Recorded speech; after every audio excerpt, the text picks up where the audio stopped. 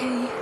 Hi, it's Tom from Digital Foundry taking a close look at Fallout 4. Now, much has been said about footage released of the game so far, largely taken from early sections of the game. Based on the media we'd seen before launch showing some very simplistic plain areas on PS4 and Xbox One, questions were raised. Is this really a true next-gen successor to Fallout 3? Have the graphics and technologies behind Bethesda's engine improved enough? And are we seeing the generational leap we expected on PS4 and Xbox One? Step on the platform! In the center!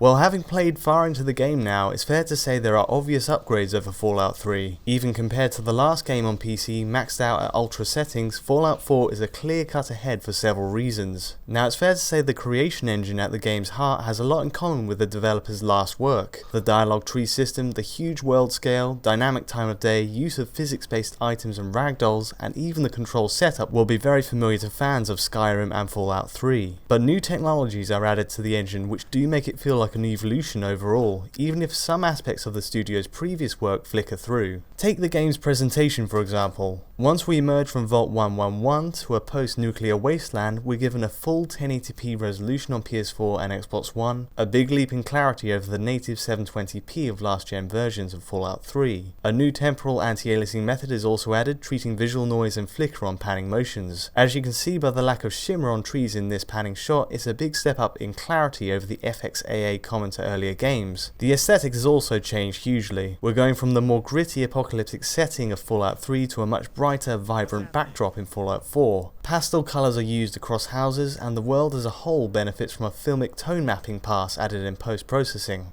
As I live and breathe!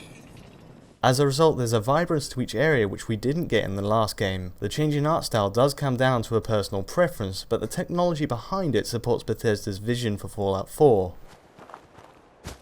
On top of that, we also see more elaborate use of physics-based items. Cloth simulation is used on the flags drawn across Concord Town, giving extra life to the area. Geometry is more complex on balance as well, though we don't see more advanced tessellation or POM techniques on show. Instead, most walls and floors use standard normal mapping, producing a flatter look than we'd expect of current-gen titles. It can be a bit plain in spots, but fortunately draw distances are still impressive and the world scale is huge. Pop-in isn't a big issue on PS4 or Xbox One when running across wide landscapes either. The only issue is shadows, the only aspect of the world to fade in ahead of the player, but on the whole, the LOD settings don't distract. Now all of this is backed by a new physically based lighting system. It's a trend on most current gen games to adopt this lighting model, and unlike Fallout 3 we now have materials which react realistically, from the diffused lighting on clothing fabrics to the sheen on the corrugated metals in Diamond City. Here you are.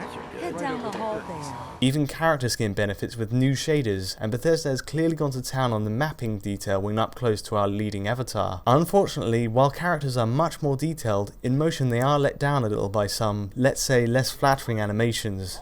The quality varies from scene to scene, but this early example really falls behind what most current gen games are capable of.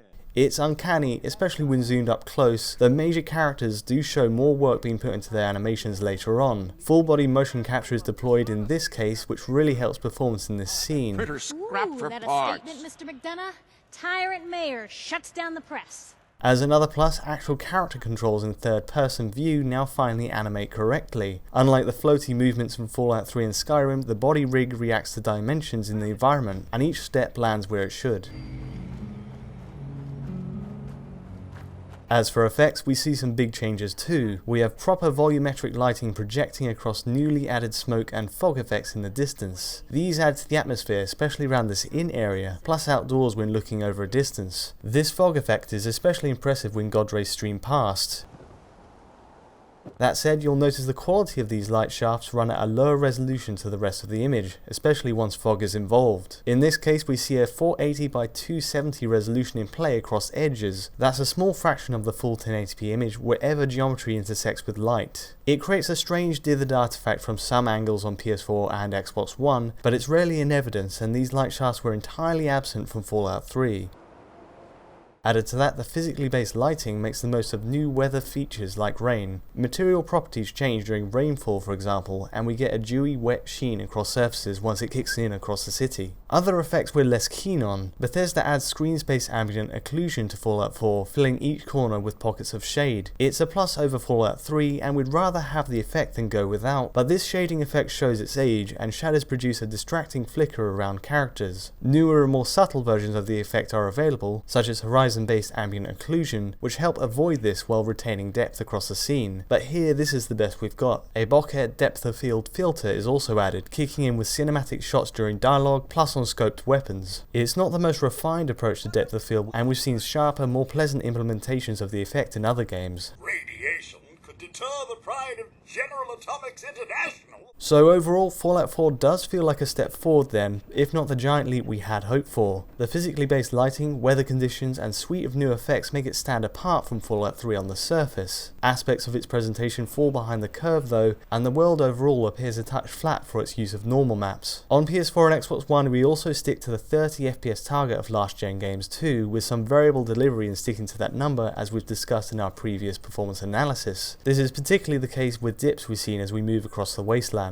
But perhaps that's beside the point. At its core, Fallout 4 has a flexibility most games don't offer, with the scale of its world and especially in its branching dialogue options. It's huge, and though it may follow a familiar based template to Fallout 3, Bethesda still layers new technologies over the top to make it feel current, even if some aspects are stuck in the past. It's not a knockout blow from a technical angle, but it still impresses on its own terms, and hopefully this is the first step of many as it continues to develop for PS4 and Xbox One. The bar in the old theater district. That's for Raiders only. Anyway, that's it for now. If you like this breakdown, give us a like and subscribe below, and we'll be back with more Fallout 4 coverage in the coming days. Let us know what you think in the comments, and until next time, thanks for watching.